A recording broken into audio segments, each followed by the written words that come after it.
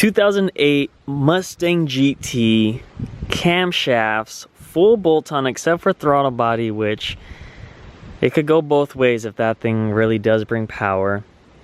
Has a suspension, needs some tires though. This is the only thing I'm missing here. I have the Pirelli Centurato P7 tires, the stock 235 by 55 R17. I don't know if you guys could also see, but I got the Coney shocks and the BMR lower control arms. I have the upper control arms as well, but I got gypped by the mechanic because he said he had to take the full gas tank out, and I really did not want to go and argue with him.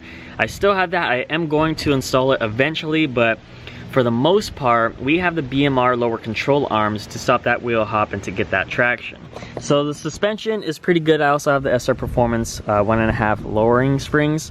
The only thing is, look how puny that is right there. This needs more meat.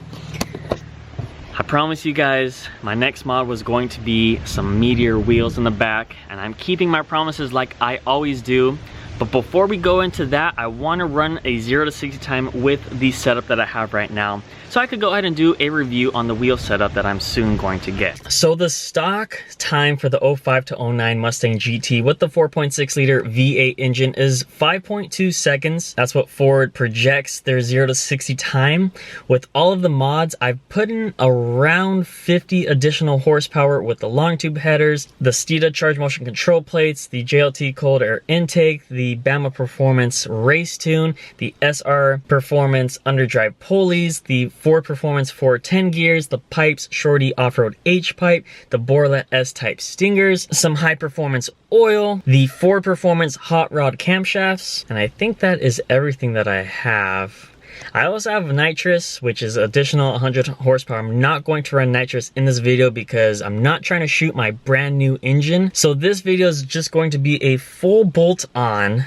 And I'm saying full bolt on because I promise you guys say the throttle body adds power, but I highly doubt a couple of millimeters makes any big of a difference if there's any there. So I have everything except for the tires. Let's go out on the street and see what's up. So I really wanted to show you the actual speedometer right here by planting the camera either right here or even on the steering wheel.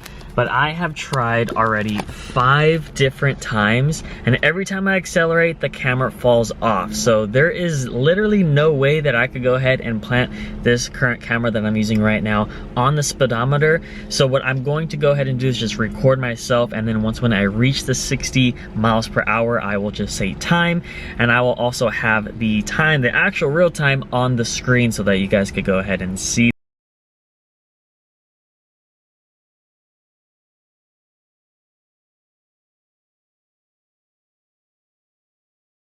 That's the best I could do. I wish I had a GoPro so I could just like plant it right here and like have this full on, but this is the best I could do. Again, it is only a test run because of the tires that I'm currently running right now. My predictions and what I've already tested out 3 times is that I spin and spin through first and second. So I'm not entirely sure how I'm even going to do this. So, but we're still gonna try. My goal is to do at least a half a second. So at 4.7, that's the goal that I'm reaching with. I know I'm probably not gonna make it with the tires specifically because the traction is horrible, but 4.7 we're gonna go ahead and try to do. All right, so we are gonna do the first run here. Let's see exactly how it goes. Ready, set, go.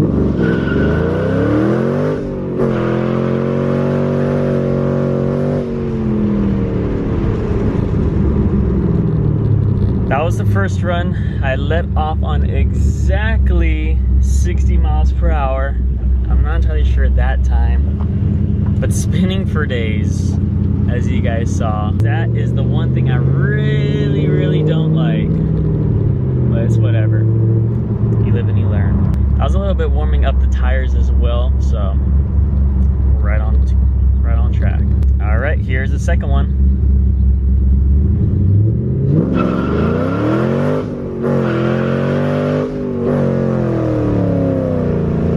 That was horrible, my goodness.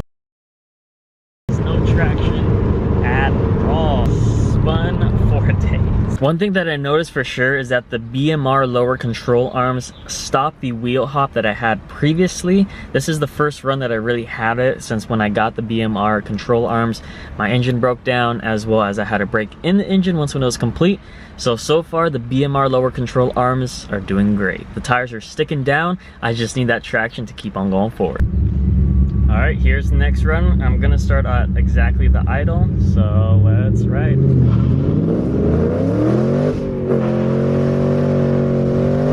Done. Let's go. All right, so I get pretty distracted trying to look at the RPMs and the speed and then saying done or saying that I'm at it. So I'm just gonna let off of the pedal once when I'm at the 60 miles per hour and go from there.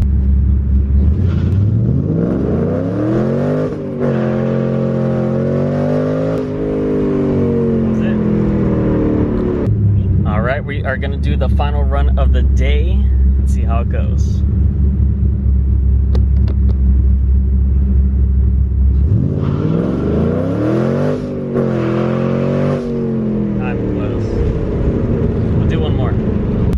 The tires should be warmed up. I'm gonna do a nice little launch here.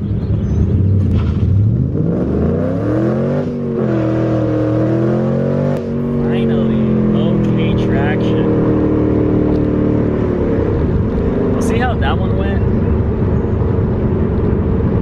once when I look at the times. All right, and that was the time. I'm not entirely sure the exact time because I am going to edit a timer on here and show you guys exactly how fast it is.